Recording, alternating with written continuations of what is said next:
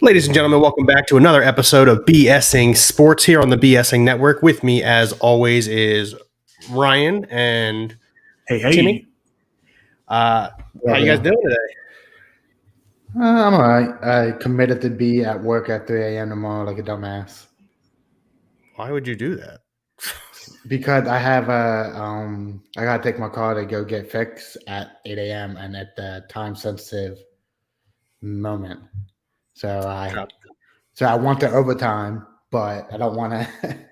You know All what right, I'm all saying? right. No, I hear you. No, I hear you. You want that paycheck, but you just don't want to wake up at 3 a.m. and go. Ryan, how you doing, man? I'm good, man. I'm hanging in there. Friday, got some schoolwork to do over the weekend, but same old, same old. Cool. So those of you who have been following along, Hello, Gary. for starters, thank you, Orphan Rivers, for the awesome intro music. We really appreciate you getting that over to us and letting us utilize it. Scotto, you're a champ. Thanks, buddy. So for those of you who've been following along, Timmy, Ryan, and I are doing a gentleman's bet on like our records for guessing games and predictions of the NFL since the beginning of Week 1. Stacy bailed Timmy out big time.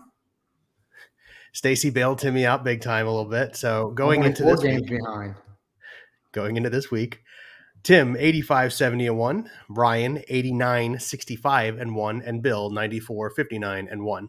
I'm Bill, just so you guys know, I'm winning. Just looking at it for now. Real. Okay. Yeah, for now. You were up 9 games on me at one point, brother. I'm coming. You're right. I'm coming. No, Stacy. All right. So also for those of you who have been following along, Sunday night games is worth an additional win every week. We were trying to get Timmy a way to get back in this. Stacy helped him with that. Allie hurt me, but it's cool. It's like whatever. We'll get past it. So we've already discussed the Titans and Packers predictions. I took the Packers foolishly. Timmy and Ryan take the Titans. They get the W on that. The game does not go over 41 points. So Ryan, you were correct in the under. 27-17. Oh, I thought it said 21-17. I am sorry. Yes, it does go over the 41 points. That's my fault. I just glanced. So Timmy and I were correct on the overs. Ryan was wrong on the under. So Allie's comment, little backstory on that. Allie took me to see one of her favorite bands. They had a Mario Kart 64 tournament, and I finished in second place in the tournament, and I didn't get Allie free merchandise. But her comment here is payback for when you lost the Mario Kart tournament at Silent Planet concert. Let bygones be bygones, Al. Just saying. All right. Next game that we can discuss. Do we want to review that Thursday night game? Because I thought that was a pretty good game, actually. I didn't get to watch really any of it. I was knocked out cold. I watched about 3/4 of it. No, listen, the Packers didn't come out as flat as I expected. Obviously, they go down on their first drive of the game and score a touchdown, but the Titans' defense is just good. Yeah, Titans are a good football team, and they're definitely better with Ryan Tannehill than they are Malik Willis. I mean, Tannehill had 333 yards, a couple touchdowns. Derrick Henry had the workload he usually had, but not really the production. 28 carries, 87 yards, ran for a touchdown, threw a touchdown. But Titans are just a better team than the Packers, in my opinion. I think everybody would agree with that at this point. Oh yeah, definitely. I think, and this is going to sound like really, really weird, but for the most part, their wide receiving rooms kind of match up perfectly. And then I would actually say that the Packers wide receiver room is better. Like, that's where I was leaning. Christian Watson, I'm not going to sit here and say the dude's going to be a superstar, but the last couple of weeks he's definitely emerged as a guy who the Packers aren't looking so foolish for drafting in the second round anymore. I mean, they're utilizing his skill sets. Great speed down the field, can vertically stretch the field. He's also becoming a bit of a red zone threat too. And I think I still think Allen Lazard's better than any other receiver not named Treylon Burks on the Titans. So, the Titans are just a better football team. I don't get the Ryan Tannehill hate. I think that he's one of the better half. He's in the top 16 of quarterbacks in the NFL, in my opinion. So, I think I ranked him in top 12 when we did our rankings prior to the season. I like Tannehill. He's one of the more athletic QBs in the NFL. He just gets a lot of hate because they were the 1 seed and they lost to a team that eventually went to the Super Bowl. Yeah, I read that. Yeah. But it seemed like yesterday's game was the battle of the rookies with Traylon Burks and Christian Washington, and they both seemed pretty well. So Yeah, Burks 8 targets, 7 catches, 111 yards. and Washington was 4 Watson for 4. had 4 catches for I think 86 2 yards and 2 touchdowns. touchdowns. Yeah. Yeah, Hey, man. last 2 weeks, Watson has 5 total touchdowns. I mean, You know what's funny? Watson now leads all NFL rookie wide receivers in touchdowns, and he didn't have a single one 6 days ago. it's true. It's true. Yeah. Let's see. So first game of coming up on this week's schedule is the Panthers at 3-7 visiting the Ravens at 6-3. The over/under is 41, and Baltimore is favored by 13 points. Tim, you get to kick off this evening's show. I'm going to take Baltimore. I thought about this game a lot. I don't think it's going to be a trap game for Baltimore. I know they had a bye week last week. Mark Andrews coming back, so they're going to get him involved. And the Panthers didn't look too good against. Actually, the Panthers won last week. I forgot it was a Thursday night game. I'm still taking the Ravens either way. The running game going to get going with Edwards back, I think, and Drake behind him, and then Mark Andrews in the passing game. And then I don't think they're going to cover the 13-point spread. Okay, so no cover. But they are going to go over the points. Over. Copy that. All right, which would make Ryan second. Yeah, I'm going to go a similar path than Tim from here. I do think that the Ravens are just a better football team, as well as the Panthers have played since Steve Wilkes took the job as head coach. I think that the Ravens are just a more well-rounded team. They're getting a little healthier. Gus Edwards coming back, as Tim said. Mark Andrews obviously coming back is going to be a huge boost to the passing game. I don't think they cover 13.5 points. That's a whole lot of points in the NFL where it's already hard enough to win. But yeah, give me the Ravens. And I don't think that they score 41.5 points, although I think that's a good line set by Vegas. That one's going to be tough. I think it's going to be a lower scoring game. So give me Ravens under, and they do not cover. Okay, I'm going the exact same as Timmy on this one. I'm going they don't cover the spread. As Ryan pointed out, the Ravens are a better rounded team, and regardless of how good the Panthers have been playing, or even without taking into account how good the Panthers have been playing, 13, you're talking 2 touchdowns. Team's got to win by 2 full touchdowns. And in the NFL, that's just really difficult to do, even as the home team, especially when the home team we're talking about has blown fourth quarter leads 3 times at home this season. So, no, I don't think that they cover the 13-point spreads. I do think that they get over the 41 mark. I'm talking like a 27-17 type game, exactly like last night's game is what I'm thinking here. So based on your math, that's not over 41 points. I said I thought it said 21. I said I thought it was 21. All right, cut me a little bit of slack. I'm over here entering everything in the computer, and I know Stacy volunteered to do it, and it's very nice of her, but I feel like bad taking advantage of her. So I've got them not covering the 13-point spread against the Panthers. I do have them going over 41 points total in the game, and I'm taking the Ravens. Bears at 3-7 visiting the Falcons at 4-6. 49 is the over/under, which I think is an accurate. What? I said, Tim, can you focus on the show and not the Pee Wee chat, please? I'm sorry. They can wait an Sorry, hour. the over/under in this game is 49 points, which I think Vegas got dead on because the Bears and Falcons have both been moving the ball pretty decent, and both of their defenses are absolutely terrible. Atlanta is favored by 3 points. Ryan, it would be you this time. Taking the Bears here. Just have that weird feeling. I think that the Bears have found an actual identity that works for them, whereas I feel like the Falcons are trying to force feed that run first identity, probably just because they don't trust Mariota at this point. But Tim, I see you. I'm looking at the damn comments. No, Pete, we're only on our second game this week. Pete, we're on the second game. But yeah, no, I think that the Bears win. So obviously, I think that they cover the spread. But man, that's a tough over/under because I'm going to take under. I just think that there's going to be too much ground and pound, and that takes up a lot of time through certain points of the game. Look at the Titans drive where they ran 18 plays over 10 minutes. You get one of those, that kind of kills the over/under spread. So I could see one of those happening very easily. Give me the Bears, and they don't go over. Me? Yeah, I'm actually going to go with the Falcons on this one. This has A bad game all in over it. I think it has one of those like even keeled, like very good games Yeah. written all over it.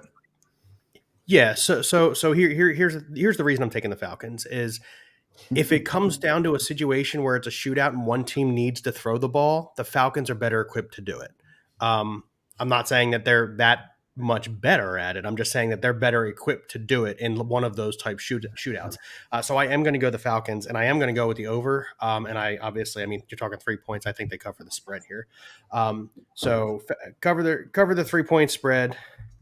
And I'm going with the over, and I'm going with the Falcons. Listen, Mariota hasn't been playing poorly. They've got if you include Mariota, a 4-headed rushing attack in Atlanta right now. And they still have Drake London on the outside, which is a good young receiver with good strong hands, good route running. So like I said, if it comes down to a shootout, which team is better equipped to handle a passing attack in short time? And I think it's the Falcons. Tim? Real go ahead, quick, Ryan. can I interject? For those of you that aren't aware about how spreads are built or whatever, generally the home team gets about a 3-point advantage from Vegas. So what Vegas is saying when they set this line is they would put an even spread on a neutral field, which I think is very reasonable. I think that's probably the right spread. So I'm taking the Bears. I think Justin Fields' running ability is phenomenal right now. It seems like no one can stop him for some reason. He's making the right decisions.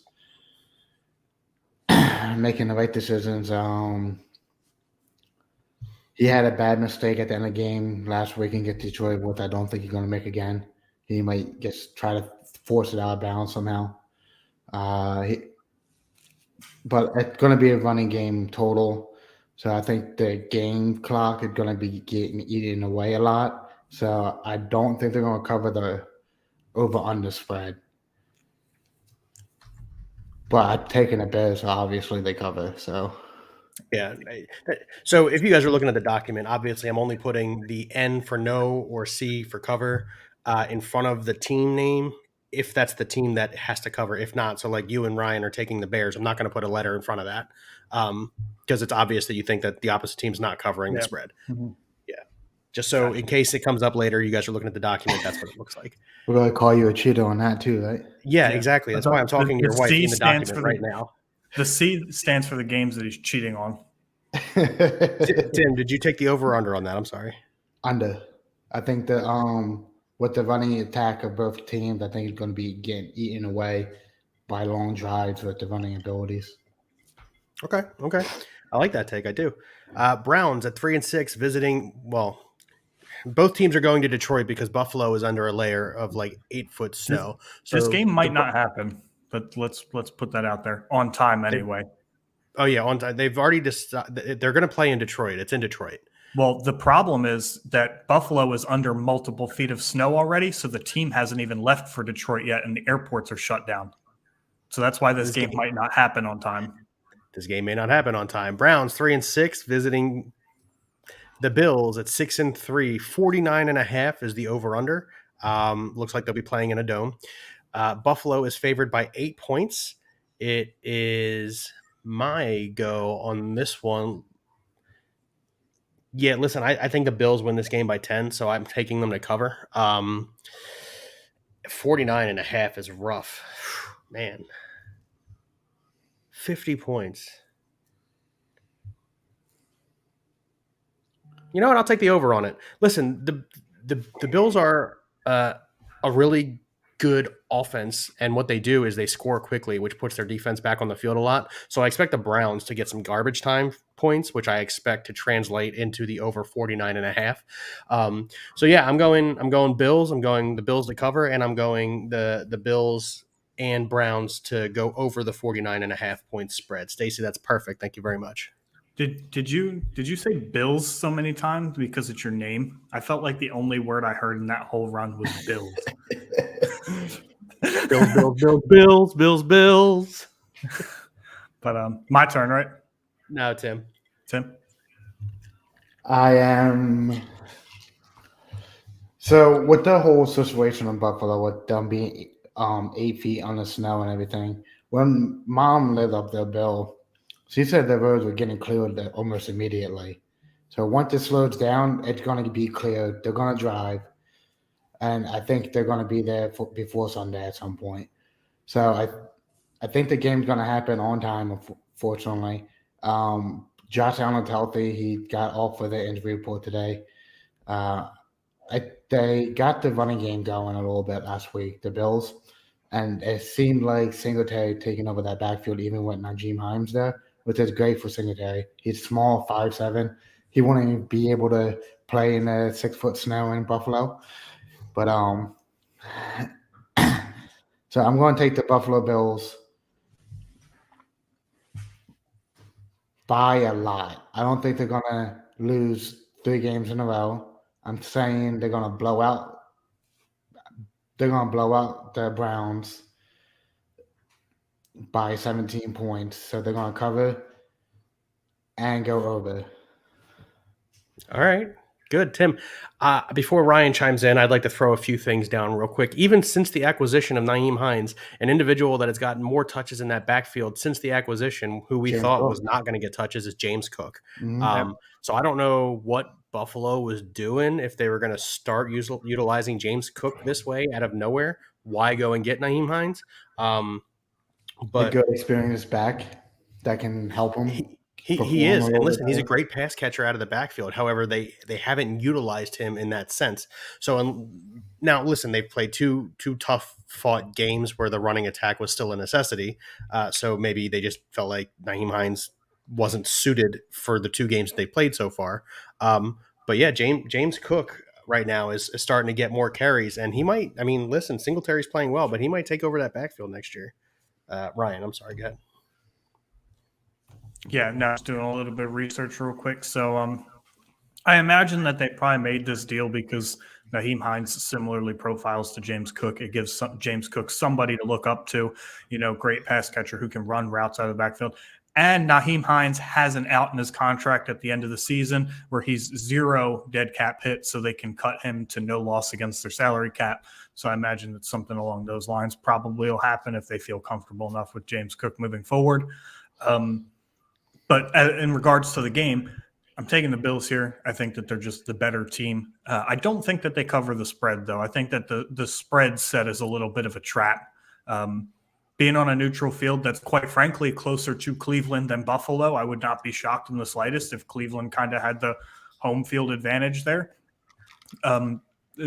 So I don't think that they're going to cover, And with the way that the Bills' run defense has been the last few weeks, they've been extremely suspect. I expect Nick Chubb to have a good game here, and I expect that the Browns will stick with the running attack even down 7 or 10 points, which we expect them to be throughout the game. But regardless of whether this game is played on Sunday, Monday, or Tuesday, I do expect that the Bills will win.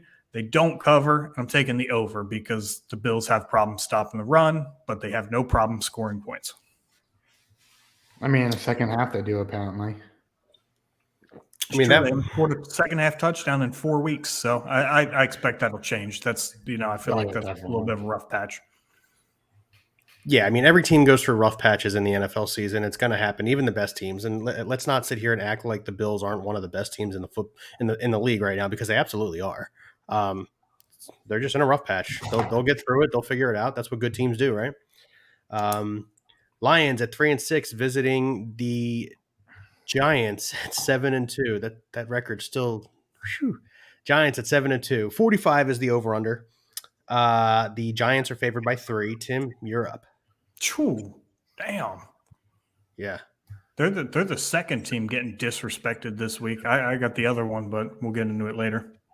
Yeah. I'm going to take the Giants, but I think this is absolutely a trap game for them. The Lions score a lot of points, and I don't think that offense for the Giants can keep up with the Lions offense. So if they can keep the Lions offense off the field, what they are capable of doing with Saquon Barkley, it'd be their game easy. But if Daniel Jones makes mistakes, a fumble happens, expect the Lions to capitalize on it. So I'm going to take the Giants by hoping, because I'm an Eagles fan in the division, they lose. But so Giants, they're gonna not cover the spread and not over the points. So they're not going to win by at least a field goal? Nope. Okay, All right. interesting. I gotta say that if this game was in Detroit, I would have absolutely picked the Lions to win a trap game here. As Tim alluded to, the Giants' offense, especially with the lack of weapons on the outside, they're just not built to sustain these, 30-point to 30-point games. Like the offense, really can't keep up with other elite offenses. They rely too heavily on Saquon Barkley. Not that that's a bad thing because they're 7-2 because of it. But the one thing that the Lions can do is score points. They kind of threw in the towel, realized they have a terrible defense, just said, we're going to have to outscore everybody to stay competitive in these games. And that's essentially what they've done is they've tried to put up, as many points as possible throughout the game. And, seems to work for them. Unfortunately, the record doesn't show for it. I think they're a better team than 3-6. However, I'm taking the Giants. I'm taking the over. I think that these, both of these teams can hit the mid-20s. And that 3 points, man, Vegas is good with this because I do want to say that they don't cover. But, 3 points is a little too much. So I'm going to say that the Giants do cover, and they both go over. Yeah, this for me is one of the trap games of the week. I'm going to take the Lions here for everything you just said, right? Is the Lions can score points, but their defense is so bad that the Giants are going to score points quickly, which isn't what the Giants are used to doing, right? So you put that Lions offense back on the field, and the Lions are going to score. So yeah, I also have the over. I'm thinking this is a game that gets into the 30s on each side. Well, at least on one side, and then close to the 30s on the other. And I'm taking the Lions. Yeah. So obviously I think the Giants don't cover the 3-point spread here, but that's an emotional win, winning by 1 point against Chicago last week. It really is. And they showed resilience and they showed a passion and coaching. Again, we talk about it all the time, right? Coaching Dan Campbell, the Lions are behind that guy. Give me the Lions to come away with another emotional win on the road against the Giants here. So, yeah, Lions and the over. Yeah, I can definitely see that happening. Again, Vegas, 3 points to the home team, and then whatever would be on. They're saying on a neutral field that it would be, coin flip to pick a winning team, and I think that they're right. Mm-hmm. Yeah. Rams at 3-6, who have just been awful this season. At Saints 3-7, who have just been awful this season. 39 points is the over/under. New Orleans, the home team, is favored by 3 points. Ryan, you're up, man. Fitting. I'm taking New Orleans simply because I don't trust the Rams, any sliver of the Rams anymore. Their offensive line play has been abysmal. They can't run the football. Every pass catcher not named Cooper Kupp has really been irrelevant for the whole season. Different guys have stepped up in little bits and pieces, but with the Saints being the home team, I think that they've just shown more fight in their games. I think that Chris Olave's the best receiver on the field. I think Andy Dalton has something to play for. Give me the Saints here. Whether they cover the spread or not, it's going to be one of those crappy little 17-14 games. I definitely think it's under. I definitely don't think either one of these teams has the firepower to go over 38 points, but I'll take Saints, cover the spread, and under. I just hate this. I just hate games like this, man, where both teams just aren't performing. You've got a lot of injuries. Well, not a lot of injuries on the Saints side, but you got a lot of injuries on the Rams side. Stafford is coming to play. Yeah, Stafford is playing. Kupp is not playing. It doesn't matter who's at quarterback. If Kupp's not playing, it's irrelevant. They can't block. It doesn't matter who's back there taking the snaps. Which is what I was getting to is without Cooper Kupp, that team is extremely transparent. And the Saints defense isn't horrendous. I'm also going to go the Saints here. I think they cover the 3-point spread, and I don't think it's a high scoring game. I'm talking like 10-7 type game here. So under. This is one of those games where people are like, man, two bad teams, where we talk about like even level teams. This is an example of even teams that are going to be like just awful. This game's going to be horrendous. Yeah. Cover Saints and under. Tim. I am also going to go with the Saints. like Ryan said, the Rams. I'm fading all Rams players really, even Matthew Stafford right now. Unfortunately, I I got to start a couple Rams players, so I hope they do good, make it a high scoring game. But that's not going to happen in my opinion. So I'm taking the Saints. They're going to get Alvin Kamara involved. When they do, they win games. The last 2 weeks, he was shut down and they lost both games. When they blew out the Raiders, Alvin Kamara had 3 touchdowns, over 100 yards, something like that. So yeah, give me the Saints. They don't cover and they do not go over. Again, you make a good point, Tim, because the last 2 weeks, Alvin Kamara has 4 targets in each game.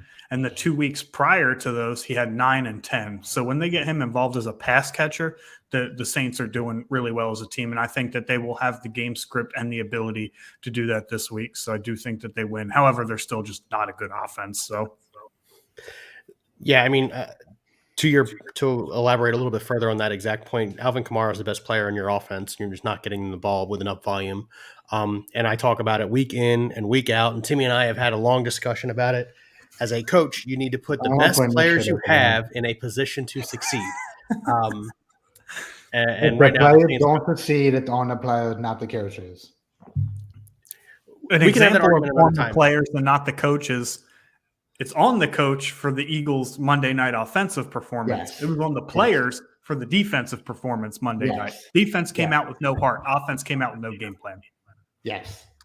Yes, I agree that the coaching was horrendous on the offensive side and the defense. Well, I mean, and the turnovers. I mean, turnovers. We'll get to the Eagles.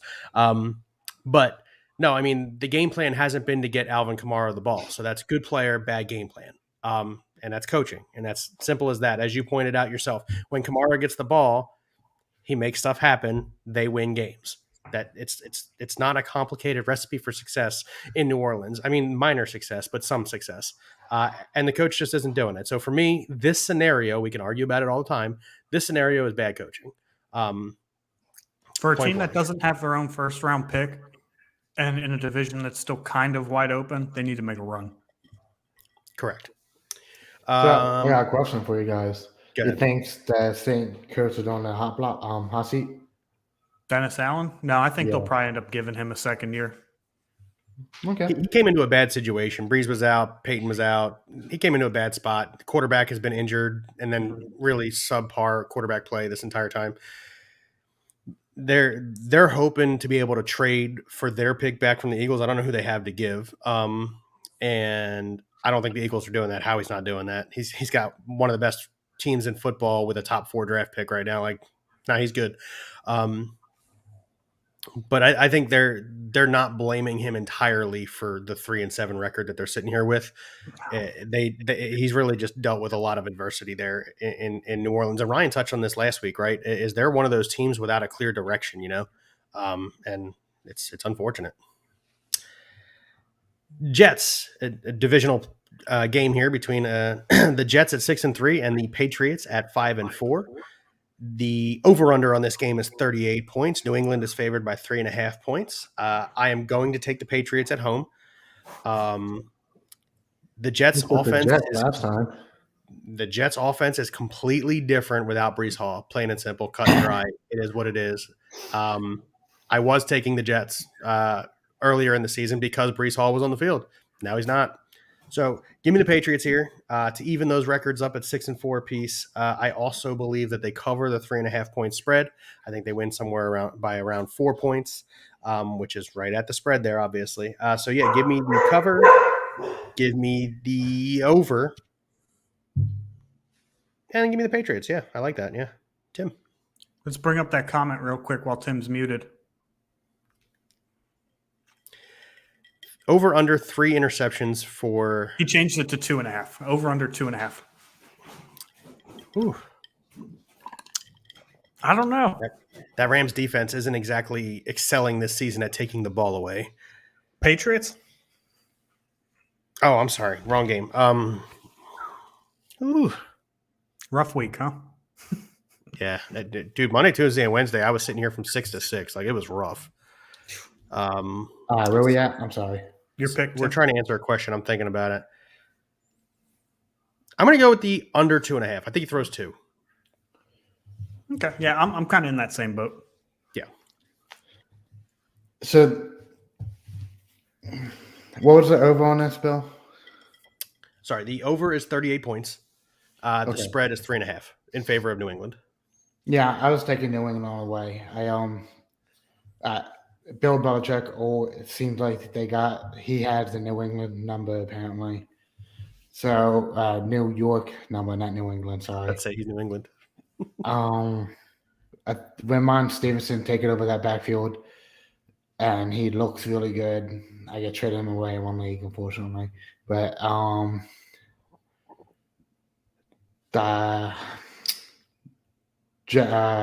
Wilson is gonna. I don't think he's gonna throw 2 picks. I think he throws 1. They both have bye weeks, so they're gonna be prepared for this week pretty evenly. But I think the coaching side of things gonna get it done for the New England. So I think they're gonna cover the spread, but not over the 38 points. This game has made me sick all week because all the signs point to the Jets. The Jets are just a better team. I don't trust these divisional games, especially in Foxborough. The Patriots had already come to New York, to the Meadowlands, and beaten the Jets earlier this year, 22-17. Zach Wilson did, in fact, throw 3 picks that game. I don't expect that kind of turnover fest again. I'm going with the Patriots here. I trust Bill Belichick at home. I trust them to be competitive at least. Both of these defenses are ball hawks, and both of these offenses give away the ball like crazy. The Patriots are 30th in giveaways this year, so they're not any good either. It's definitely going to be under because of the giveaways. No team's really going to score any points, and I do think that the Patriots cover. I think that they win. No, Patriots 3.5, right? Yeah. Yes. I think they win by 3, so I don't think they cover. Okay. All right, so we got the Patriots no covering and the over or the under. Under, definitely under. Under. Okay. Timmy, you get our birds to go first. So the Eagles at 8-1 coming off the loss to the Commanders, at the Colts at 4-5-1 coming off the win against the Raiders. The over under of this game is 45.5 points, and Philadelphia is favored by 7 points. She put it in here weird. Really? Wow. 7 points, yeah. So That's disgusting. I know why it's a no word because it won't let us make the plus sign for the +7 for Philly. So it should be -7 for Philly. Yeah. For +7 for Indy. Yeah. I'm sorry. Yeah. It's okay. I know. I mean, I read it and I almost said it incorrectly, but I caught it. That's all. But yeah, it's fine the way it is. I just have to be aware and look at it. I'm taking the Eagles, obviously. If the Eagles don't stop Jonathan Taylor, it's going to be a big problem for the Eagles, and I expect another problem in the L section if they can't stop Jonathan Taylor. If they stop him, I think the Eagles blow them out. So the past 2 games, the Eagles' opponents, Houston Texans and the Washington Commanders, had a game plan coming into the game, run the ball nonstop no matter what. That's the game plan going to be for Jonathan Taylor and the Colts. So they need to do something. They signed 2 defensive tackles to help the trenches out a little bit. One big name, Sue. I don't know how to pronounce that first name. Ndamukong Suh. He should be a big help in that trenches a little bit. And then I think the offense is going to explode for the Eagles. So if the defense can't get the Colts off the field, it's going to be a problem. But if the defense can get the Colts off the field, I think the Eagles blow out the Colts. I'm going to say by 10. And you know how a dominant game when the Eagles control the ball and everything like that? It's going to be one of those type of games when they control the ball most of the game, like the Commanders did against us. It's going to be one of those. So I'm thinking, Eagles cover over. I agree with the team. Disagree with the cover. What was the over under? 45.5. Going under. That's a real close one, though. One score popped out in my mind. It was 23-20 Eagles. Another matchup problem for the Eagles. Look, they signed Linval Joseph. They went and signed Ndamukong Suh. They recognized that they had a problem and did something to fix it, which is a really good sign. But to me, it's not enough. Not right away, anyway. However, I think that the Commanders had a bit of an outlier game in the sense that they converted 1 billion third downs, which I don't think that the Colts are good enough to do. I don't fully trust Matt Ryan. Not that I fully trust Taylor Heineke. He just happened to have, one of the better games of his career. And I think with Darius Slay lined up and James Bradbury lined up against Michael Pittman, I think that they have rebound games as well. I think that they play better in coverage this week. So they have problems stopping Jonathan Taylor. I think they do play better in coverage, though. So give me the Eagles here, 23-20. Colts are very good pass defense. They're a very underrated pass defense. However, they can't stop the run either. So I hope that the Dallas Goedert injury sheds a little bit of light on how much we need to run the football, and the Eagles get back to that a little bit more. So a lot of this game plan resides on Darius Slay and Shane Steichen, how much they bounce back. If those two have bounce back games, I like the Eagles here. But 7 points on the road against a team coming off a pretty good win, fired their coach, so they're extra inspired at this point. That's a little weird for me. Yeah. The Eagles don't turn the ball over this week. And I firmly believe that the Eagles don't make those mistakes that they made on Monday night against the Commanders. And let's look at the whole picture here, right? They don't make those small mistakes on offense. They still win by 2 touchdowns.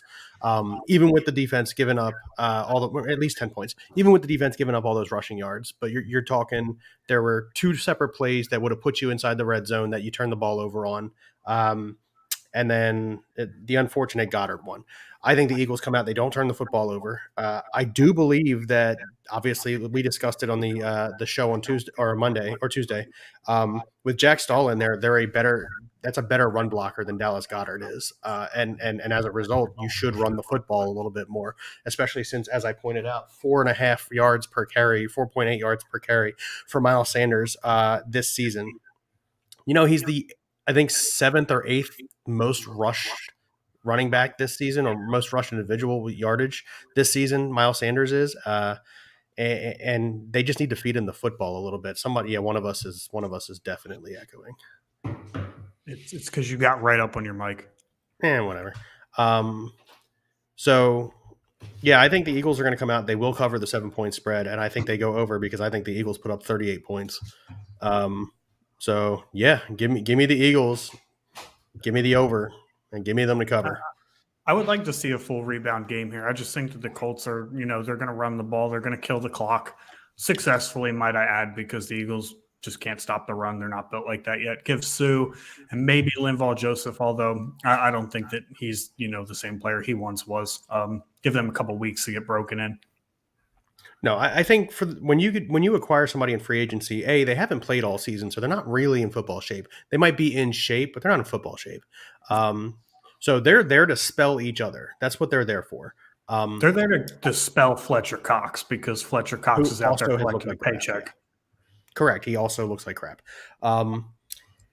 And yeah, I don't know. I have this feeling that regardless of what the Colts come out and try and do, the Eagles are going to be able to respond, and they're going to punch them in the mouth every time. So yeah, give me the Birds. Give me the Birds big. God, and that's a lot of hoping. I hope you guys are right. Commanders coming off that very emotional win in Philadelphia on Monday night, 5-5. There are 2 divisions in the league this year that have all 4 teams above the 500 or at or above the 500 mark. The NFC and the AFC East are both of them. Commanders at 5-5, Texans at 7-1. 40.5 is the over/under. Houston, the Commanders are favored by 3 points. Ryan. Yeah, so this is a trap game of the week for me. I mean, we know Washington's coming off a very emotional divisional win. Wouldn't it be like the NFL for them to slip up against the 7-1 Houston Texans? That's just the way that football rolls. I don't think that happens. However, I do think that they win only by 3 points. I think that the Texans are very well built. particularly to run the football, which, the Eagles showed on Monday night you can do if you do it. And that's exactly what the Texans do. They run the football down people's throats. Dameon Pierce has shown to be a very good running back this year, especially when handling a big workload. So give me the over here. I think that this kind of, sneakily gets over that mark, and then Washington by 3. So I don't think that they cover. I don't really know how that works. Taking Washington by 3. So going to be a wash there. So they have to cover the spread. So if the spread is 7 and they only win by 7, they don't cover it. That's why I hate when they do round numbers. Like, God damn it, put a half in there. I agree. It should always be a half, in my opinion. But I'm not Vegas. I can't make the rules. Me. So I think the Commanders are riding too high right now. They beat the Packers a couple weeks ago. They come off of an emotional loss against the Vikings and then go to Philadelphia and get a victory. Yes, they are looking like a better team with Taylor Heineke at the helm than they did at any point in the season with Carson Wentz at the helm. However, I think right now they're just – I don't know, man. Ron Rivera is a really good coach. Is he, though? Give me the Texans. I think the Texans are going to run the football down the Commanders' throat. Just so you guys know, right now I'm the only person with a different game, and I've got 3 of them now. Yeah, I know. Yeah, but give me the Texans here. I think Dameon Pierce runs for 150 yards and 2 touchdowns, and I think that by itself is going to be enough to stop the Commanders from winning this game. So give me the Texans and give me the under. I don't think they get to 40.5, but yeah, Texans. So obviously Commanders don't cover, and under. This is a hard game to me. I thought about it a little bit when I got home from work today. I think Dameon Pierce is a better running back than Brian Robinson and Antonio Gibson. He's going to get fed the ball nonstop. But I also think that Houston's secondary, Stingley, is going to stop McLaurin very successfully, unlike Darius Slay did. So I think I'm going to go with Houston. And it's going to be close. It's going to be real close. I think it's going to be coming down on fourth quarter, like a game-winning field goal or something like that. What's it over under, Bill? 40.5. Yeah, I think they're going to go over. It's going to be like a 23-20 game. I think Dameon Pierce is going to have 2 touchdowns, like Bill said. Rex Burkhead could get a receiving touchdown. I can see it. Or Nico Collins, something like that. Yeah. Give me the Houston Texans plus. They're going to win by 3, yeah. And under. Under, you said over a second ago. Under or over? Did I say over? You did. Yeah. Then I'd stick with over. That's fine. Stick with over. Okay. Next game, Raiders 2. Oh man, this game. Oh goodness, this game. Raiders at 2-7, visiting the Broncos at 3-6. 41.5 is the over/under. Denver is favored by 2.5 for some ungodly reason. They're not even favored by 3 at home. Vegas gives you 3 points for being a home team. Vegas is given half a point to Denver on a neutral field. Listen, I've said this several times over the season. I am going to go with the Broncos simply because they are the home team. Neither of these teams are good. Neither of these teams have a good coaching staff. Neither of these teams are doing anything particularly well. The only thing I could say is that the Broncos are the home team. It's supposed to be really, really cold in Denver, which is not ideal conditions for the Raiders. They don't get to the over-under at 41.5. I'm thinking like a 17-10 game. 17-13, something in that realm. So under, cover, because I guess they win by a field goal, maybe a little more. And Broncos for God knows why. Tim. Listen, the Broncos didn't play terrible last week. They started throwing the ball decently, not terrible, not good. Quarterton made a couple good catches. It's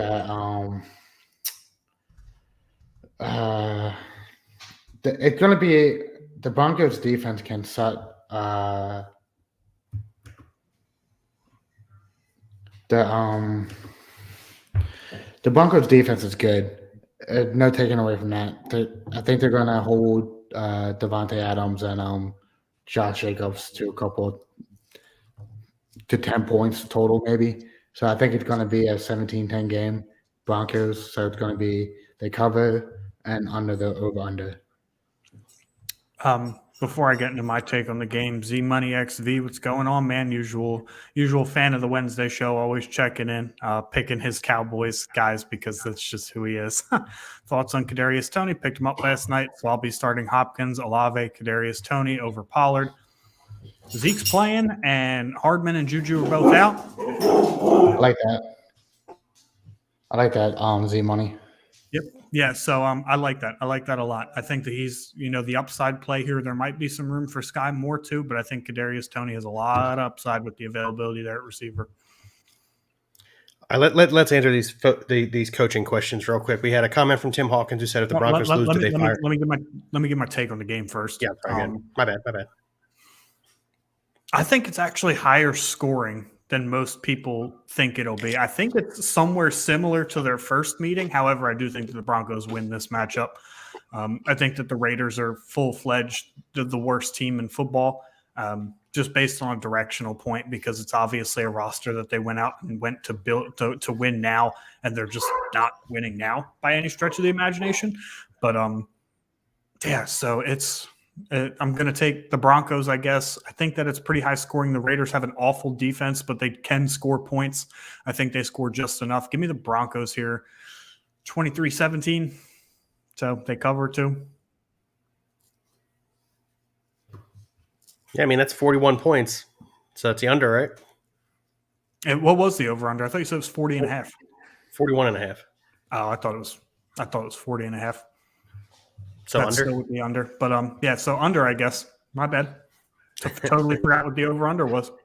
Let's roll through these questions real quick. You guys answered Z Money, so that's cool. Tim Hawkins asks, if the Broncos lose, do they fire Nathaniel Hackett? Ken Brandt asks, if the Raiders lose, do they fire Josh McDaniels? Both coaches are in trouble.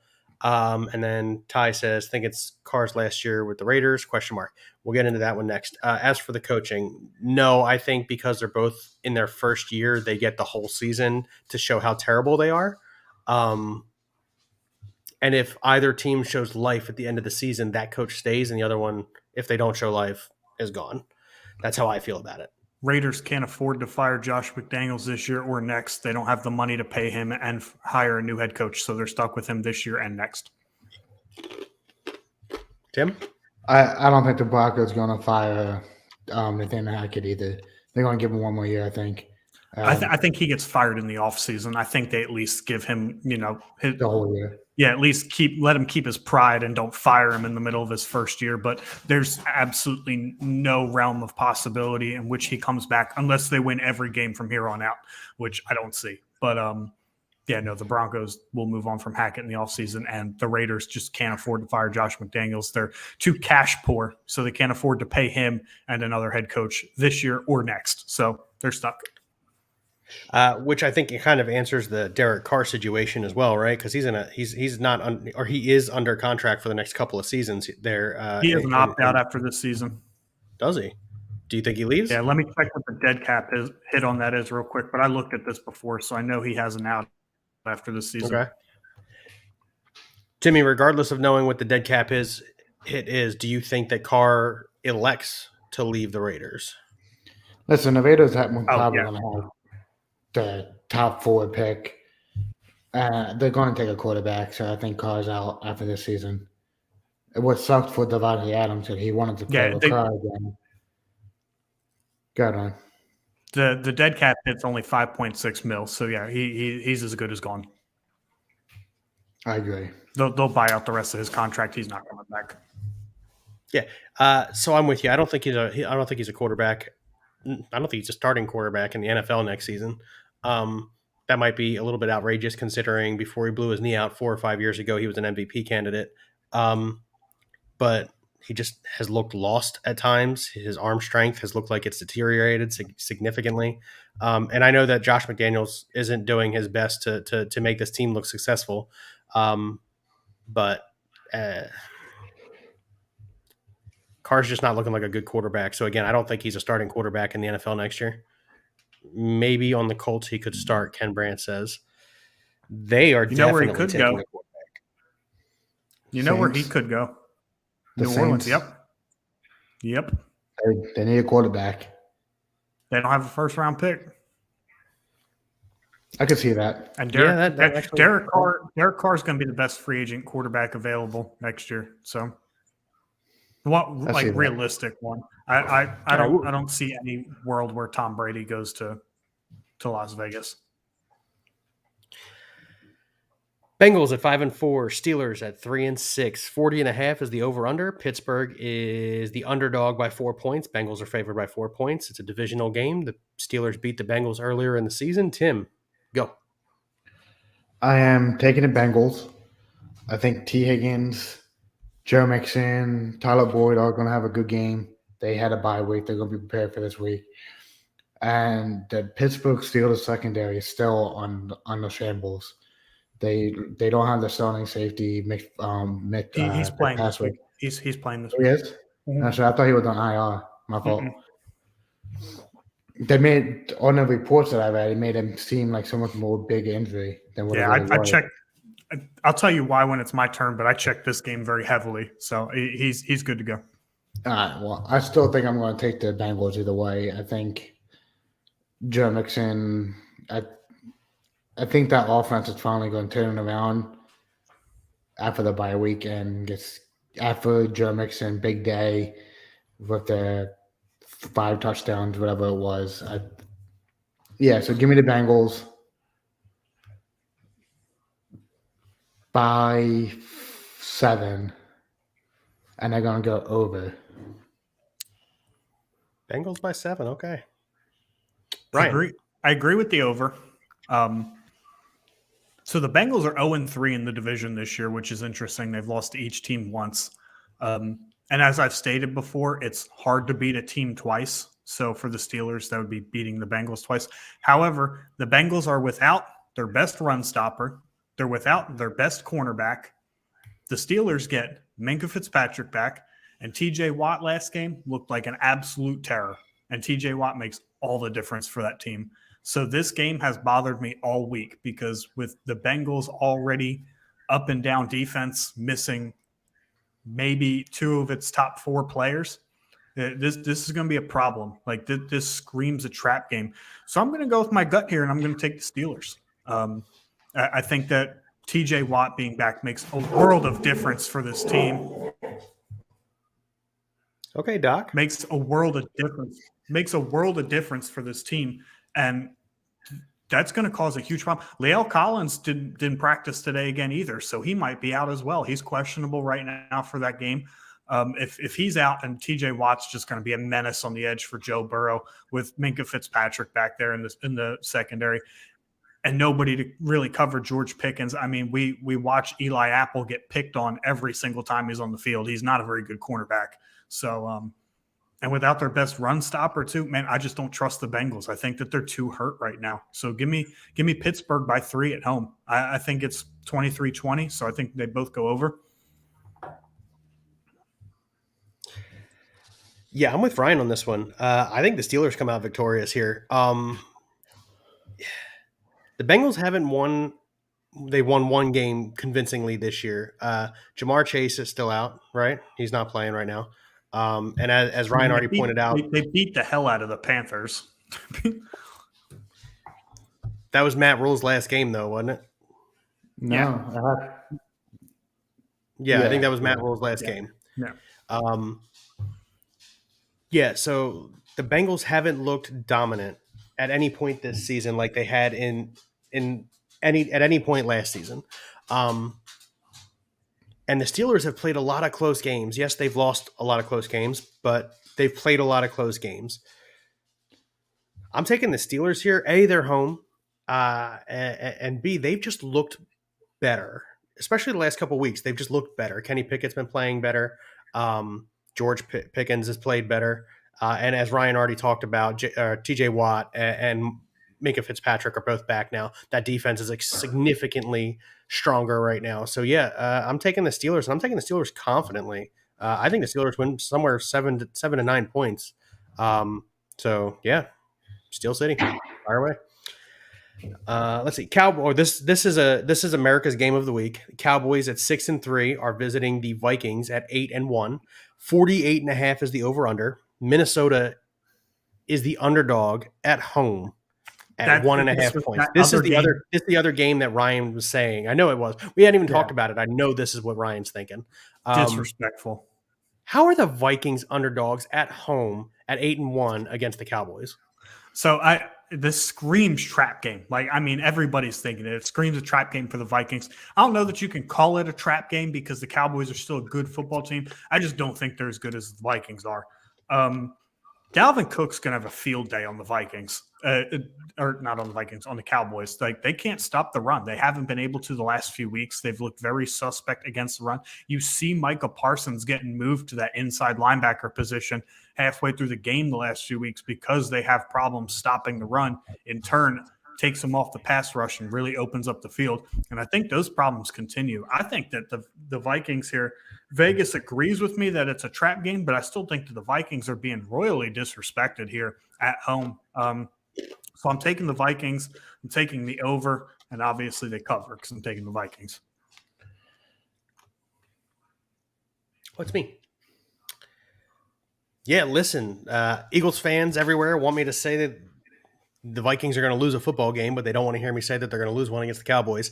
And I am confident in saying that they won't lose one to the Cowboys. The Vikings are all around a better team. And Dallas, their defense is good. I'm not about to act like their defense isn't good. But the Vikings impressed me last week against Buffalo. I know Buffalo's reeling a little bit right now, but the Vikings winning that game, especially coming back and forth in the fourth quarter, super impressed me. And the Cowboys adversely just lost a very similar game. So I'm taking the Vikings. I'm taking the over.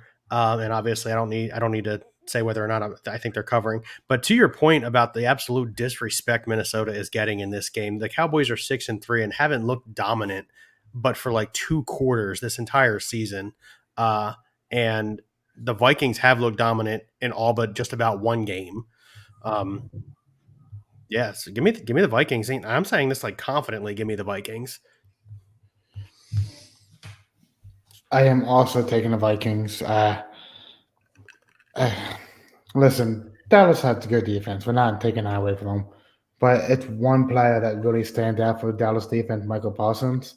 And once he gets moved out of the spot where he's good at, everything changes for Dallas. We saw it in Philly. We saw it against Green Bay. Like, you see it happening. Once he gets moved into inside linebacker role, outside linebacker role, it changes the whole perspective of the defense. And I think that's going to happen quick because Dalvin won first couple plays of the game. He's going to break off a 50, 70-yard run, something like that for a touchdown. And the next series, Michael Parsons is going to be in the middle. And then passing game going to open up for Adam Thielen, Justin Jefferson, TJ Hawkinson. It's going to open up everything for them. So give me the Vikings convincingly by 7. And they go over. I'm sorry. Yeah, listen, the Cowboys defense was absolutely elite weeks 2 through 8. The last 2 weeks, teams have figured them out. They started scoring points. And it's exactly what you said, Tim. When Micah Parsons is on one side of the field, they attack the opposite side of the field. When you're that one-dimensional, it makes it easy to attack. Well, let's go back to the Eagles game, Eagles-Cowboys game, where Michael Parsons absolutely destroyed our right tackle after Lane Johnson got out. I think it was Dickerson, it was. Jack Driscoll. Thank you, Driscoll. And the Eagles had nothing to do all third quarter. Like, they couldn't keep the offense on the field. And then start the fourth quarter. Look. He's playing linebacker. Why is like that's a Cowboys mistake? Keep him on the end where he's best at. Like, that's plain and simple. He's best at playing linebacker, defensive end. Let him rush the passer. You got to trust your other linebackers. So would you say that that's a bad coaching scheme that a good player can't execute. This is never going away. I won just like that. No, because Michael Listen, he's Parsons. elite. He's elite. Listen, let me finish, damn it. Michael Parsons plays good in the inside linebacker. He makes the plays for them for stopping the run. He can't do everything for the Cowboys. What I'm saying is, if you've stuffed a really good offense for an entire quarter with Micah Parsons in one spot, and then as a coach, you pick him up and you move him to a new spot, it's a good player in a bad scheme. Yes, and then they suffer by losing. Listen, he still stopped the run. He gets kind of past the pass rush to the quarterback. All right. It's all about the schemes. The Cowboys will get beat on the ground as long as Michael Parsons is on the outside. The Cowboys are susceptible against the run. Yep. Michael Parsons is also a good inside linebacker, like I said. So when you're getting beat by the Packers on the edge and up the middle with A.J. Dillon, who averaged 6.5 yards per carry, you got to move him inside. And then you get no pressure on the passer, and Aaron Rodgers picks them apart. It happens. But that's my point. That's what I'm saying. Is the Cowboys' defense was elite for about 6 weeks because teams were trying to figure out how to exploit them, and they did. I'm saying that they have one elite player on their defense. They have one better than average corner in Trayvon Diggs, and they have an old rusher in DeMarcus Ware and Lawrence. DeMarcus Lawrence. Thank you. Where is old? Yeah, and now they're being exposed, and that's the point I was trying to make. It rolled into what I wanted to talk about: coaching scheme versus you. But I hope Diggs stops JJ this week, only for this week. I don't, because I want it known that the Eagles are the only team that stopped that guy. Well, yeah, I need Diggs to stop. Justin Jets. Jefferson. All right, let's move into the next game now. But again, the utter disrespect for the Vikings here. I think the three of us feel it, and it's ridiculous. Chiefs at 7-2 versus the Chargers at 5-4. Earlier in the season, this was a low-scoring, good game in Arrowhead. Now they go out to Los Angeles. 52 points is the over/under. You know this game had a total of 51 points, right? It's 27-24. Considering I expected both teams to be in the 30s, like high 30s, that was a low-scoring game for me. Good recovery. Good recovery. Chiefs 7-2, Chargers 5-4. 52 is the over/under. The Chiefs are favored on the road against the Chargers by 5 points. To my knowledge, Keenan Allen comes back this week. To my knowledge, Mike Williams Allen and Williams will be back this week. Mike Williams. Gerald Everett is also playing, so the Chargers have a full slate of weapons. And as a result, at home, I believe they win by 3 points. I think they get the over 52 points. I think they go over the 52. But listen, this is a division game. Ryan's already said it's, I think, twice this week. It's tough to beat teams twice in the same season, right? That's why you're division rivals. And the Chargers are home. So give me the Chargers. Give me the Chargers to win by 3. And I believe that they covered the over. Yes, that's right. I'm calling it, Tim. Listen, I actually going to agree with you. I think I'm going to take the Chargers. When Mike Williams plays against the Chiefs, they target him in the red zone. I think last year he cooked the Chiefs for like 5 touchdowns in one game, something like that, or 3 touchdowns for over 100 yards. I think he had 5 total against the Chiefs last year. Ryan's fact-checking us right now. But no, I'm doing something different. I definitely think the Chiefs can come out, the Chargers can come out and play the game with the top 2 wide receivers, a top tier running back with Austin Eckler. And listen, the Chiefs are in shambles right now, wide receiver. They got Kadarius Toney and Marcus Valdez Scantling or Scantling Jr. Something like that. Scantling, yeah. Yeah, that's it. And obviously they got Travis Kelce. I'm not saying they don't. They're always going to be a big name player like that.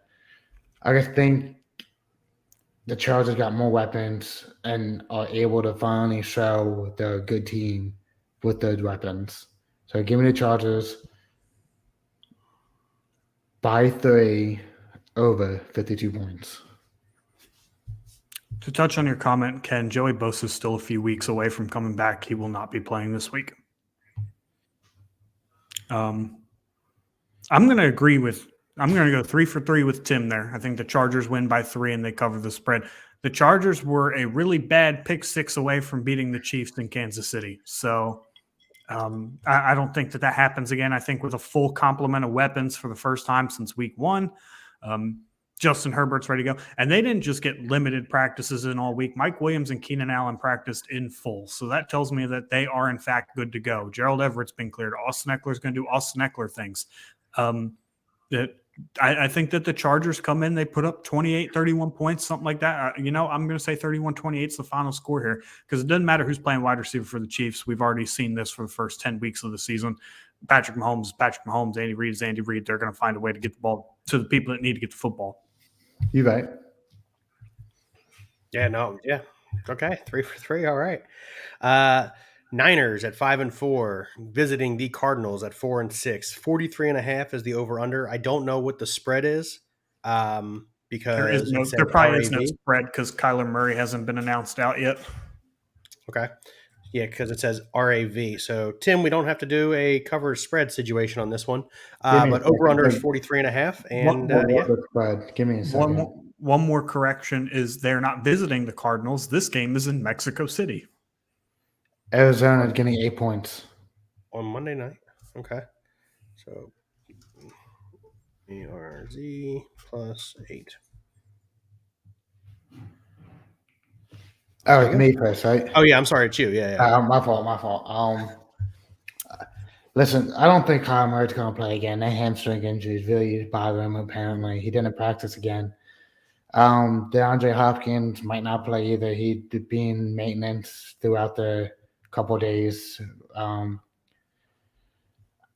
just think the 49ers have a better defense, better offense than Arizona. So give me the 49ers. I want to say by 6. They missed the extra point on the field goal, extra point. And it's going to go over if Kyle Murray plays. Over 43.5 if Kyler. We're not doing this ifs though, so it's like you're taking the over. Go under. I'm sorry, go under. Go under. Okay. Timmy's taking the Niners and he's going under. Kyler Murray practiced today in limited fashion. They have one more practice for the week since they do play on Monday night, so we'll have more information on what it's looking like for him on Monday. I do think he plays since he practiced today, unless there's some kind of setback. So I think that the Cardinals might get lucky and cover. However, I'm not doing that because it's not in Arizona, truly. So give me the 49ers here. They have way too many weapons for the Cardinals defense to cover and the right guy to distribute them. I think that they were a little disappointed in the way that they produced offensively last week. So I'm taking the 49ers over. I think that they rout the Cardinals. In all honesty, I think it's 10 plus points. I think they give them the business here. Yeah, I'm going with Ryan on this one. I think that they do in fact cover the 43.5 point spread. I also believe that the Niners win by at least 10 points.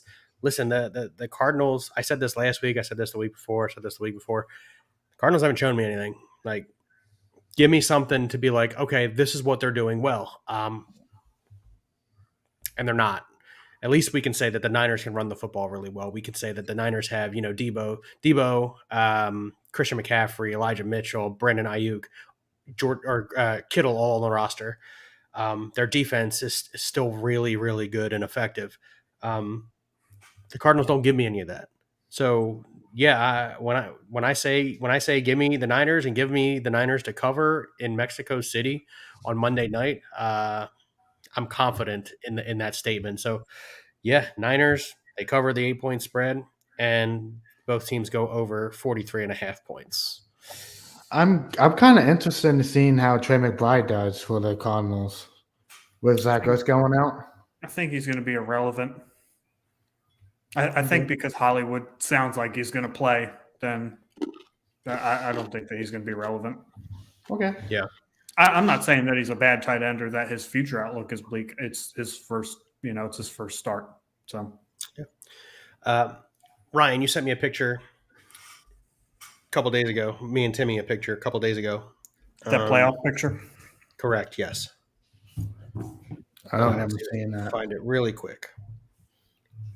If the playoffs started, well, this is already wrong because now the Chiefs are the 1 seed. Let me see if I can find another one real fast. I should have had this prepared, but I did want to talk about it. We can talk about it after when we do our recap show. Okay, that's fine. Yeah. You guys got anything else? No, that's it. Tim? No, yeah. You guys never want to talk. I'm just kidding.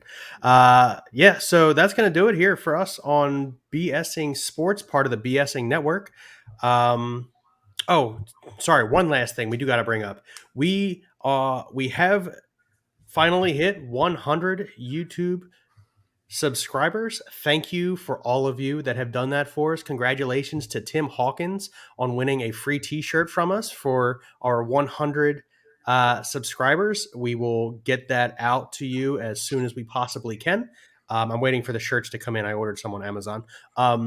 And yeah, so congrats to Tim Hawkins for winning our raffle for our 100 YouTube subscribers. I didn't want to forget to bring that up. And yeah, is Ryan texting me something right quick? It looks like, oh no, is he frozen? Ryan's frozen. But yeah, so Tim Hawkins, congratulations. You'll be getting a t-shirt. Now, having said that, thanks for joining us here on BSing Sports, where we do a little BS and we talk a whole lot of sports. Have a good night.